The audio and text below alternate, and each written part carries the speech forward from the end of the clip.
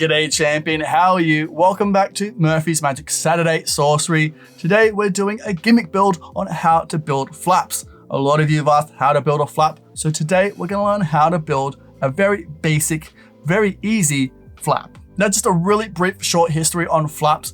They were actually introduced back in 1922 and since then have become a staple in different routines for magicians creating stunning effects. Now if you want the perfect flap with zero seams, zero lines, I can definitely teach you, but it's a more advanced gimmick build, but I highly recommend checking out Hondo's Modern Flap. This gimmick is insane and absolutely beautiful. You're seeing it on screen right now. He changes the faces, he changes the backs, everything is seamless and absolutely beautiful. I'll have a link in the description below right now where you can go pick those up and you don't have to worry about building them. Now with this little bit of information out of the way, let's get into how to build your gimmick. Now to build this gimmick, you're going to need a couple of different things. I highly recommend this tool just here. It's from my good friend Eoin O'Hare down in Ireland. It's the best tool you'll ever pick up, but I highly recommend it. If you don't want to use this, you could always use a ruler, but again, this object here is a lifesaver.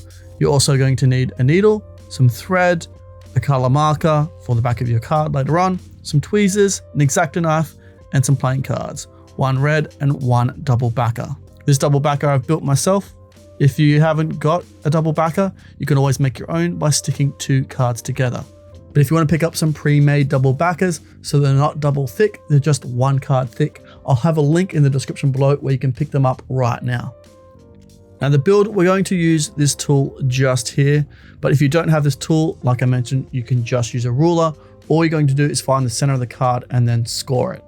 But again, using this tool, all we're going to do is place it around like so you can see the center of the card, squeeze the edges in, and that finds the exact center of the card.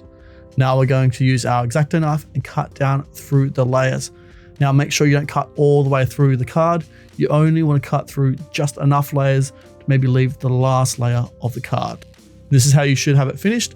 You can see here, it folds perfectly, nice and even, and doesn't cut all the way through the card. So now when you crease it and open it back up, it doesn't cut through. You can see a line here, which we'll teach you how to fix later on in the video. But now we want to stick it to the back of this other red card. So fold it up, add glue to one side, and we're going to stick it down like so. So add your glue and stick it down. Line everything up, make sure it looks neat and all the pattern matches, and press down, holding that glue in place. Now it's sewing time, baby. So what you want to do is get your needle and put it through the top right and left hand corners of the card. So open your gimmick completely up and put it through the top corners on that white line. Press your needle down through.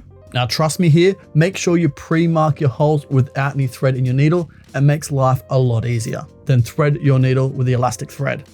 Now if you want more information on all of these objects I'm using, make sure you check out this video card on screen right now. It's where I tell you exactly everything you need to know about all of these tools. Now your needle is threaded, sew your card through one hole, up and through the other. Then tie everything off with a double knot. Now this is where you test your gimmick for the first time to see if the thread is tight enough. You can see here my thread isn't tight enough, so I'm going to have to tie another knot. This is done just by holding the thread a little bit further down on the knot and tying another knot further down. Test it one more time, and that works perfect. Now to fix up this white line here, we're going to use this blue marker. Again, I'll have a link in the description below where you can get this blue marker, but here you're just going to color in that white line to disguise the crease. And there you go, your gimmick is done and finished. Now you can see here, my gimmick is just a little bit thick. That's because I made my own double backer by sticking two cards together. But again, I highly recommend picking up a pre-made double backer. That'll make your gimmick a lot thinner. There you go, my friend. That's all you need to know on how to build your basic flap. But if you do have any questions, please throw them in the comment section below. I'd love to answer each and every single one. Now, I know you're super busy, my friend, so I will let you get back to your Saturday. I'll see you on Tuesday for another episode of Stumped, on Wednesday for another What's New This Week, or if you want to come and hang out, we're available right now on our Discord, playing trivia, jams, games, giveaways, and even more.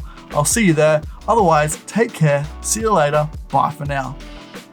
Whoa, hey, whoa, what's that? Oh, you should definitely check out that. Oh, there's so much good magic in there. You won't regret it. Hey, whoa, hey, look at this bad boy.